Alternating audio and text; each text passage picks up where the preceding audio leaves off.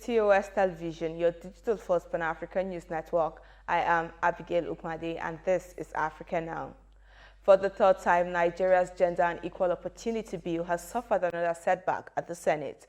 The sponsor of the bill, Biodun Olujimi, representing PDP Ekiti South, was forced to step down the bill after some senators raised concerns of possible infringement on Islamic morals after over an hour of deliberation. The bill seeks to guarantee the rights of women to equal opportunities in employment, equal rights to inheritance for both male and female children, among others. Now, 3 journalists have been detained in Ethiopia under the state of emergency and anti-terrorism laws and accused of giving publicity to a group designated by the government as a terrorist organization. The Committee to Protect Journalists condemned the arrest and called for the immediate release of all journalists arrested for their work. Now to security matters. Somali Islamists have captured a town in the semi-autonomous central state of Galmudug, residents said, part of a string of incursions underscoring the group's gains amidst division between the central government and its erstwhile allies in the region. The gains in the town of El Dire are evidence that the group, with links to Al-Qaeda, is capitalizing on deepening political divisions in Somalia ahead of long-delayed presidential elections scheduled for next year.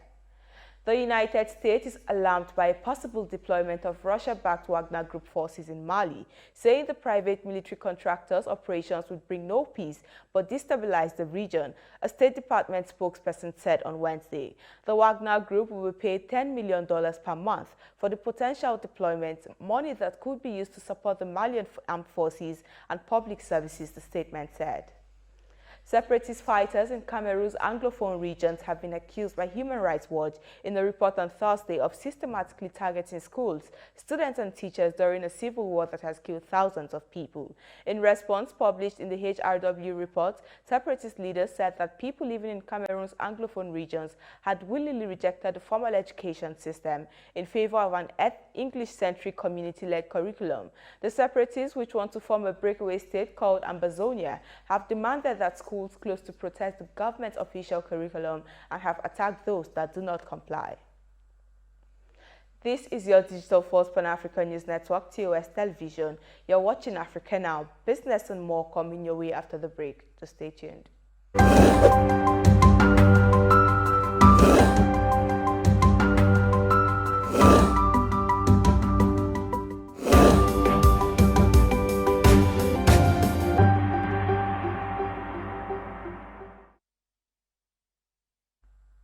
Welcome back in business. Nigeria's Upper Chamber of Parliament on Wednesday approved President Muhammadu Buhari's request to borrow $5.8 billion from international lenders as part of the 2021 budget to deal with the effects of coronavirus pandemic and a sharp fall in oil prices.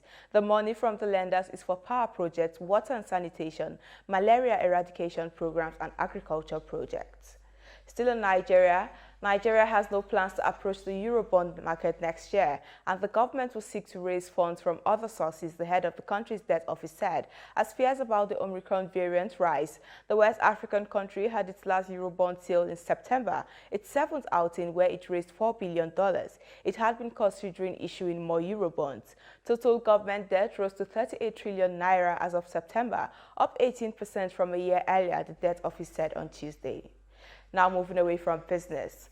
South Africa's High Court has ruled that the former country's ruler president, Jacob Zuma, should be returned to prison, saying his medical parole was unlawful. The 79-year-old began medical parole in September and is serving a 15-month sentence for contempt of court after he ignored instructions to participate in the corruption inquiry.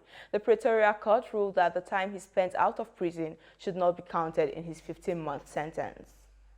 The lowest of a 5-tier system of lockdown restrictions known as Adjusted Level 1 has been retained by South Africa in the battle against the Omicron COVID-19 variant, health authorities said on Thursday. The decision followed the Council's deliberation on safety measures recommended by the department to avoid any surge in infections during the festive period, it said. In November, South Africa, which notified the world of Omicron in the past few days, has reported more than 20,000 new daily infections, but its scientists see no sign yet that the variant causes more severe illnesses.